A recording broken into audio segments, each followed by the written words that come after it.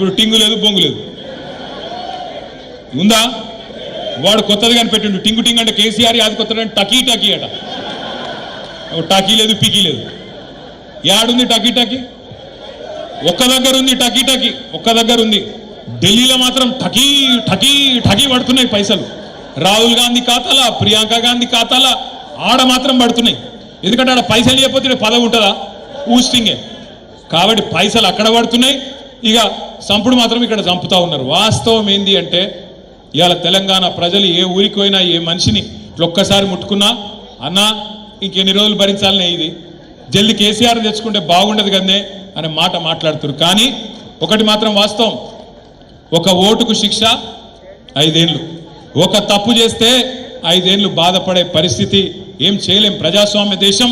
ఒక ఓటు 5 ఏళ్లకు మనకు శిక్ష వేస్తుంది. తప్పుడు పాలకులను ఎన్నుకుంటే, తప్పుడు వ్యక్తులను నమ్మితే, అరిచేతిలో వైకుంఠం చూసి మోసపోతే, 420 హామీలు వాటిని నమ్మి ఆగమైతే ఇలా ఈ పరిస్థితి వస్తుంది. మొన్న నాకు ఒక పెద్ద మనిషి కలిసిండు. నేను మనం ఓడిపోయిన కాడికెళ్ళి చాలా మంది పెద్దలతో మాట్లాడుతున్నాం. ఏం జరిగింది, ఎందుకు జరిగింది? ఎందుకంటే మంచిగా పనిచేసినాం, రైతును బాగా చూసుకున్నాం, పిల్లలకు ఉద్యోగాలు ఇచ్చుకున్నాం, ఉద్యోగులకు బ్రహ్మాండంగా జీతాలు పెంచుకున్నాం, మహిళలను అరుచుకున్నాం, మంచిగా అన్ని కుల వృత్తులను కాపాడుకున్నాం. ఏం జరిగిందన్న అని అడిగిన. అడిగితే అన్న ఒకటే చెప్పిండు. రామాయణం ఏంది అంటే ఒక పెద్ద మనిషి చెప్పిండట, కట్టే కొట్టే తెచ్చే. అట్లాగే నాకు కూడా ఈ పెద్ద మనిషి ఏం చెప్పిండంటే, అన్న చాలా కారణాలు ఉండొచ్చు కానీ 3 ముఖ్యమైన కారణాలు మూడు పదాలలో చెప్తా అన్నాడు. ఏంటిదే అన్న? ఆయన ఏమన్నాడు ఎరికేనా? అన్న మీ మీద ఒక ప్రయోగం చేసిండ్రే మీ పార్టీ మీద, అసూయ ద్వేషం ఆశ. అసూయ ద్వేషం ఆశ, ఈ 3 ప్రయోగం చేసిర్రు మీ మీద అన్నాడు. అంటే ఏంటిది అన్న? ఇప్పుడు సింపుల్గా ఏం చేసిర్రు వాళ్ళు? ఒకటే ఒక పని. ఈ ఒక రవిశంకర్ అన్నాడు చూసినావు, సొప్పదండి ఎమ్మెల్యే చూసినావా? రవిశంకర్ కొత్తిల్లు కట్టిండు చూసినావా? బా ఈయననే ఇంత కట్టుకున్నాడంటే, ఈయననే ఇంత సంపాదించుకున్నాడంటే పైన ఎంత సంపాదించుకున్నాడో అని చెప్పి ఎక్కడికక్కడ ఎక్కించుడు. ఊళ్ళలో జెడ్పీటీసీ, ఒక ఎంపీటీసీ, ఒక సర్పంచ్ ఒక చిన్నగా ఒక కారో స్కూటరో కొనుక్కుంటే ఆయన మీద మొదలు పెట్టారు. చూసినావు? ఈయననే ఇంత సంపాదిస్తే పైన ఎమ్మెల్యే ఎంత సంపాదిస్తుండో, పైన కేసీఆర్ ఎంతనో, మంత్రులు ఎంత తింటుండ్రో అని చెవులు కొరుకుడు. ఇది అసూయ పుట్టించుడు. మరి మిగతా వాళ్ళు కట్టుకోలేదా? ఇళ్ళంటే కట్టుకున్నారు అందరు. ఊళ్ళల్లో సంపద పెరగలేదా? కేసీఆర్ వచ్చినప్పుడు భూమి విలువ ఎంత? కేసీఆర్ దిగిపోయినాడు భూమి విలువ ఎంత? కేసీఆర్ వచ్చినాడు 5 లక్షల ఎకరం ఉన్న భూమి దిగిపోయినాడు ఎంత అయింది? 50 లక్షలు అయిందా? 10 రెట్లు పెరిగింది. కానీ అందరు ఇల్లు కట్టుకోవచ్చు, అందరు కార్లు కొనుక్కోవచ్చు, అందరు తెల్లంగా వేసుకోవచ్చు. కానీ రవిశంకర్ వేసుకుంటే తప్పు. మనోడి మీద మాత్రం అసూయ. ఒక గట్ల తయారు చేసిండ్రు అసూయ. ఇది నెంబర్ 1. రెండవది ద్వేషం. కేసీఆర్ దొర తెలంగాణ తెచ్చిండు, మర్చిపోయాను. సావు నోట్ల తలబెట్టిండు, అది మాట్లాడరు. అభివృద్ధి చేస్తున్నాడు, మాట్లాడరు. అద్భుతంగా సంక్షేమ కార్యక్రమాలు దేశంలో ఎక్కడ లేని చేస్తున్నాడు, చెప్పరు. సాగునీరు దశాబ్దాల కళ నెరవేర్చిండు, అది మాట్లాడరు. ఎర్రటి ఎండల్లో చెరువులు మత్తళ్ళు దుంకుతున్నాయి, దాని గురించి మాట్లాడరు. కానీ ఏమంటారు? కేసీఆర్ దొర. ఎవరిని గలవడట, ఆయన ఎవరిని పట్టించుకోడట, దేకడట.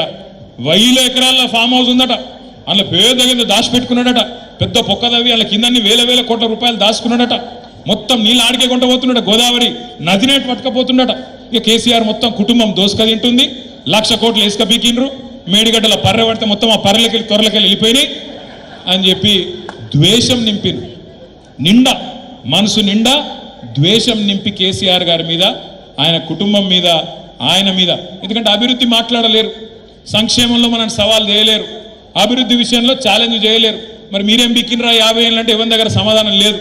కాబట్టి అట్లా ద్వేషం నింపింది. అసూయనేమో స్థానిక నాయకత్వం మీద పెంచింది. ద్వేషం కేసీఆర్ గారి మీద, కుటుంబం మీద నింపేటట్టు దొర దొర దొర దొర అని. దొర ఓడి దొంగ ఓడి. ఇప్పుడు ఇవాళ దొర వేయండి, దొంగ వచ్చి కూర్చున్నాడు. ఇవాళ నేనేమంటున్నా అంటే ఆఖరికి ఏం చేసిండ్రు? ఆశ పెట్టింది.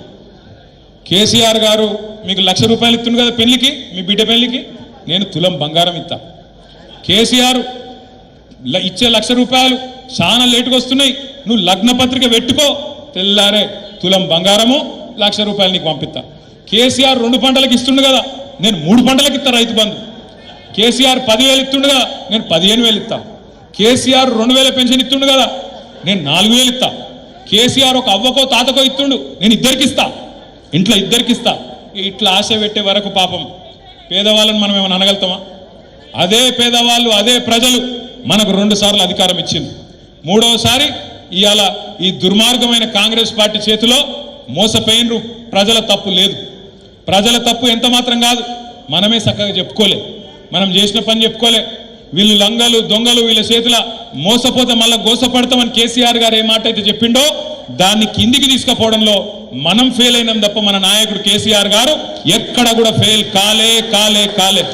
కేసీఆర్ అద్భుతంగా పనిచేసిండు కాబట్టే ఇలా భారతదేశంలో నెంబర్ 1 ముఖ్యమంత్రి ఎవరు అని ఆర్టిఫిషియల్ ఇంటెలిజెన్స్ లో ఒకటి ఉంటుంది, గ్రాక్ అని. ఇవాళ రేపు వచ్చింది గ్రాక్ అని. ఆ గ్రాక్ని అడిగి 75 సంవత్సరాలలో నెంబర్ 1 ముఖ్యమంత్రి ఎవరంటే ఆ గ్రాక్ కూడా చెప్తున్నది కేసీఆర్ నెంబర్ 1 ముఖ్యమంత్రి అని. అందుకే నేను అంటున్నా, ఇవాళ మళ్ళీ తిరిగి ఈ గులాబీ జెండా ఏదైతే తెలంగాణ ప్రజల గుండె ధైర్యంగా ఉన్నదో ఈ గులాబీ జెండా మళ్ళీ ఎగరాలనేది నాకు మంత్రి పదవి రావడానికో, వేదిక మీద కూర్చున్న వాళ్ళు కొంతమంది ఎమ్మెల్యేలు అయితే అనుకో, ముంగట్టున్న మా ఆడబిడ్డలు కొంతమంది లీడర్లు అయితే అనుకో కాదు. ఇవాళ గులాబీ జెండా తిరిగి ఎగరాలి అనేది ఒకే ఒక్క కారణంతో, కేవలం ఈ తెలంగాణ, ఏ తెలంగాణనైతే కేసీఆర్ సాగు నోట్లో తలబెట్టి 1000-1200 మంది పిల్లలు తమ ప్రాణాలు ఇచ్చి తెచ్చిండ్రో దుర్మార్గుల చేతుల్లో ఇవాళ ఆగమాగమైతుంటే తిరిగి ఈ తెలంగాణను కాపాడాలంటే ఒకే ఒక్క నాయకుడు వల్ల సాధ్యం. ఎవరా నాయకుడు? అగో అందుకు కావాలి తప్ప 10 ఏళ్ళు కేసీఆర్ గారు ముఖ్యమంత్రిగా చేసిరు. ఆయనకేం పదవుల మీద మోజు లేదు, ఆయన కొత్తగా వచ్చే పదవి ఏం లేదు. ఆయన నేను కానీ ఇవాళ ఈ వేదిక మీద కూర్చున్న మనందరం కానీ తెలంగాణ ప్రజలు కానీ కోరుకుంటున్నది ఇవాళ టీఆర్ఎస్ బీఆర్ఎస్ తిరిగి గెలిచి రావడం అనేది చారిత్రక అవసరం. ఆనాడు 24 ఏళ్ల కింద టీఆర్ఎస్ ఎట్లయితే ఒక చారిత్రక సందర్భంలో పుట్టిందో ఇవాళ తిరిగి టీఆర్ఎస్ గెలవడం కూడా మన కోసం కాదు, ఖచ్చితంగా తెలంగాణ ప్రజల కోసం మనం గెలవాలి, నిలవాలి.